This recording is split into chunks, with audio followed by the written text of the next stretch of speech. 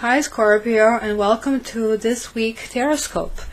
So I just noticed, and I did get some hate mail, that rune readings were not attached to the end. So what I decided this week is that I'm going to also publish runes separately in addition to this. So if for any reason things don't happen, and please bear with me, this is a completely new thing, and eventually I'll try to get somebody else to do these technical parts, but things can happen, so my apologies, but I'm going to make up to you, so just stay until the end of this reading, and I'm going to actually do something special for you, which is not done this week for the other signs. It's kind of like my token of appreciation and begging you for forgiveness. So, okay, Scorpio, let's see what the cards say for you this week. You are one of those signs that really had turbulent times. But you're a Scorpio, you kind of like really know how to dig yourself out of dirt. Scorpio, 1st of February 8th. And, I'm just like amazed with how long you have been dragging yourself through basically circumstances. The lesson was let go, and many of you, of course, couldn't care less. And trust me, tarot works, and works every time.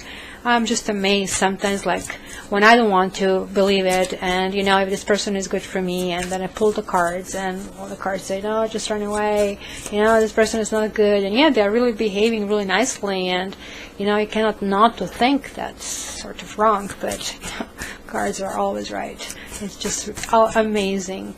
So let's focus. Scorpio, February 1st to February 8th. Scorpio, February 1st to February 8th. Here we go. Here we go, Scorpio.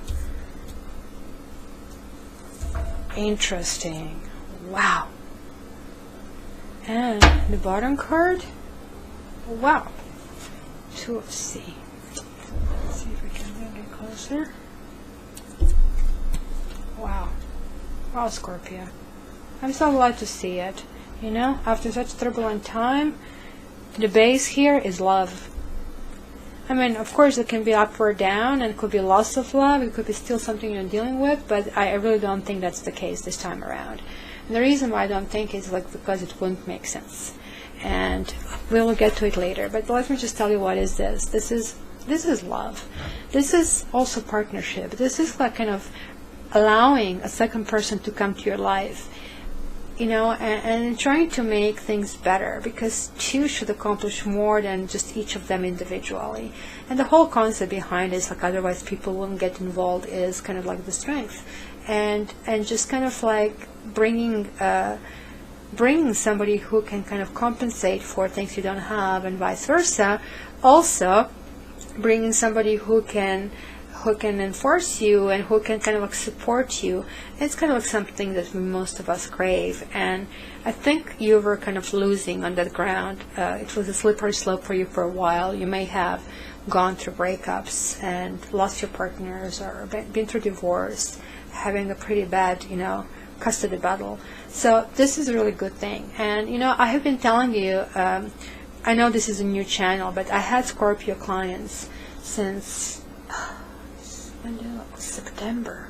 I think it's September when I started seeing this in some of these clients' cards, but all of them were Scorpios, and some of them were Sages, and Aquas also had, but not to that extent. And I started seeing these breakups, and it was time after time. I couldn't deny it anymore.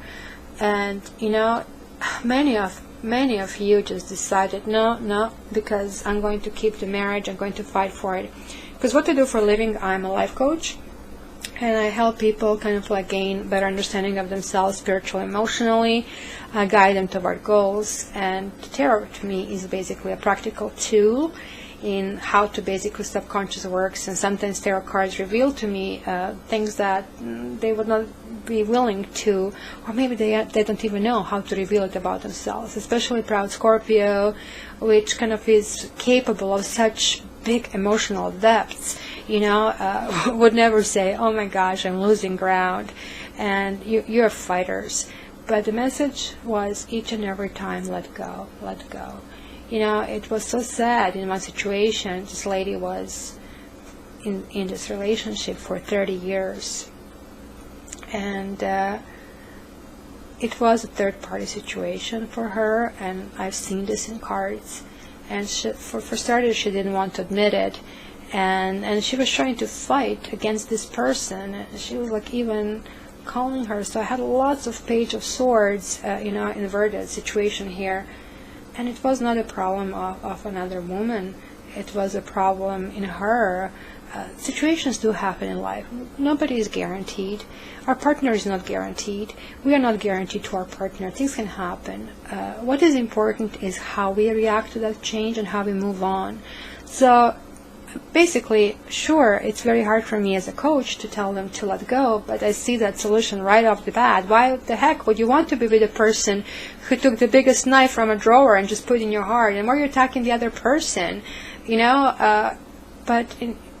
the less you struggle, the faster you heal, and the faster you're able to move on. And look, this is what is happening to people who decided it's time. You are actually healing. You're ready. You're ready for new love. And guess what? It's going to happen fast. Like, there will be messages, there will be communication.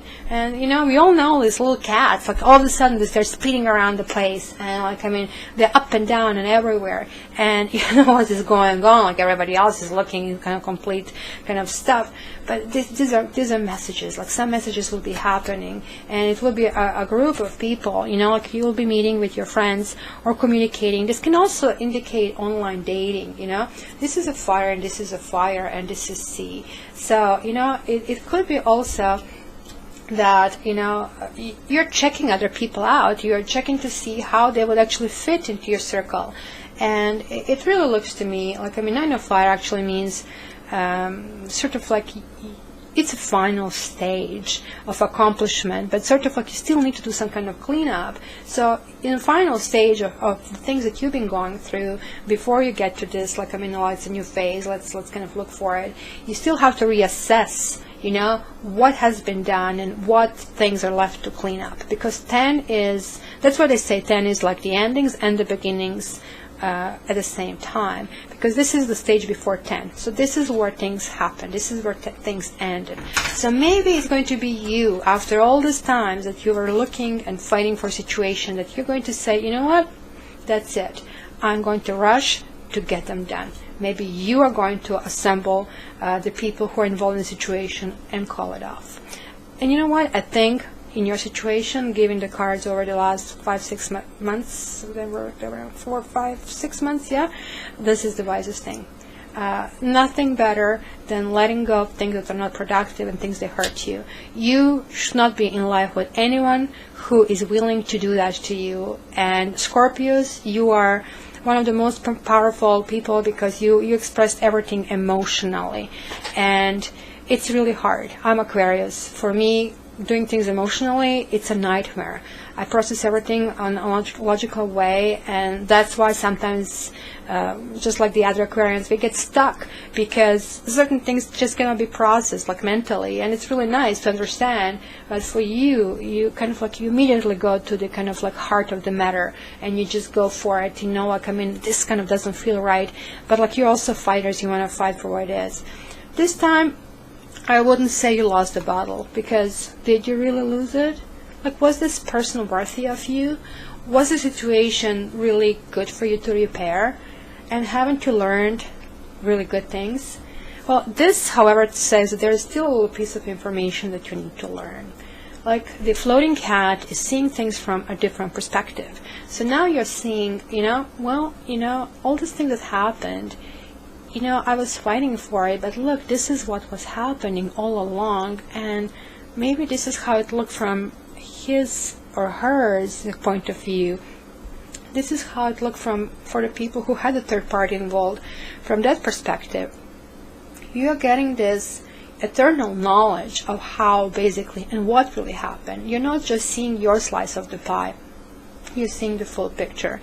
Or you'll be seeing the full picture. So this is kind of like really important for you to reach this closure, because this is the closure and it is happening this week. So congratulations, and congratulations for you being the leader in that closure.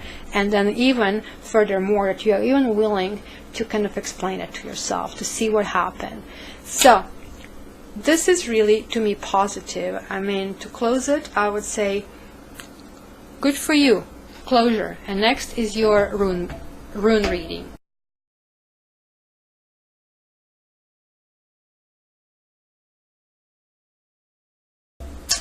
Okay, let's see.